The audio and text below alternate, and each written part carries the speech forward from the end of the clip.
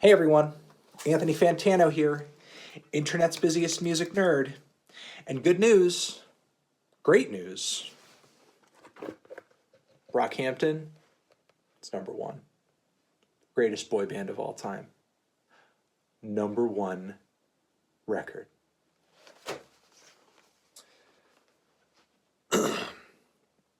This is fantastic news. For as much as I have enjoyed Brockhampton's ascension to the level of popularity that they're at now, and much of the music they've put out up until this point, including a lot of tracks off their latest record, as much as some people do want to be upset about the fact that it's probably not going to be one of my favorite records of the year, but I do think there are a lot of great songs on it. All that being said, though, as successful as they have been and as good as the music has been that they have been dropping, I, for one, have not or did not foresee their commercial viability here. Now, I know that there are a lot of factors going into this. I mean, you know, if, let's say, the Carter 5 dropped this past week as opposed to this week, maybe that number one spot would have eluded Brockhampton. But still, within the span of this week, they sold equivalent to 101,000 units, which is not really a bad for a group of their size, for a major label debut, especially when you consider that 79,000 of those units sold were raw sales numbers, which is pretty great.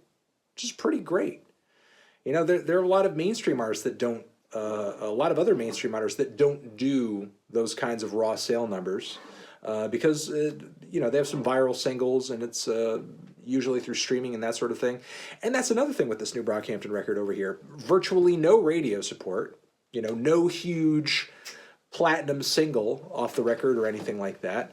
And sure, again, while 100,000, it's not a gold record, you know, the first week or right out of the gate or anything. Still, it's a number one album. Number one album's a number one album. It's a good spot. It's a good start. I think it's a really nice foot forward for their entry into the sort of major label field.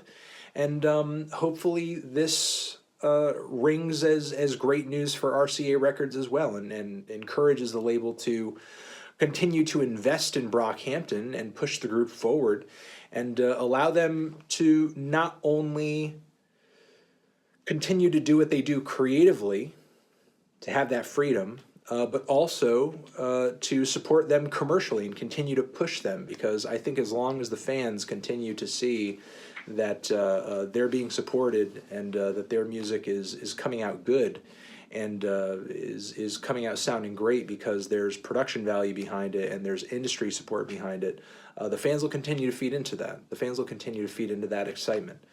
So I'm pretty hype about this. I think this is great news. I think this is going to continue to mean good things for the band and their music. And while I do prefer the Saturation records over Iridescence, I very much see Iridescence as, again, the start of a new chapter. It's kind of hitting the reset button.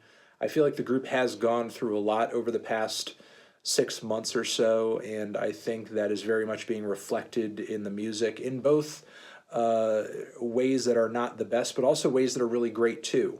And I have faith, especially given that I prefer more songs off of Iridescence than I don't. I have faith that they'll be able to sort of come out the other side of this better as a group.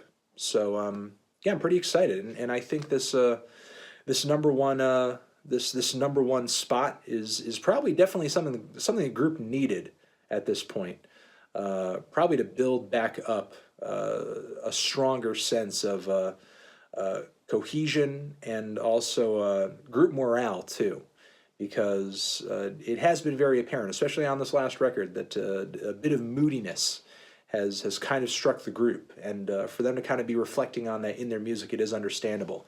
But it must feel really great for them to have this number one. Looking forward to seeing where the group goes next after this, and anticipating that they're going to continue striking while the iron is hot, I think, because Saturation Trilogy happened in a relatively short amount of time. Not saying that every record in the series is going to drop before the year is out or anything like that. But they are most likely not going to keep fans waiting for very long. And when they do, you know, it would be great for them to really come back swinging, and also for them to kind of nail a real hit that is going to kind of cause people who are totally on the outside of the Brockhampton hype to appreciate what the group is doing.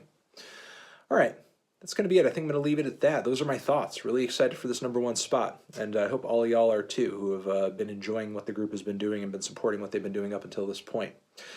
Anthony Fantano, Brockhampton, #1 forever.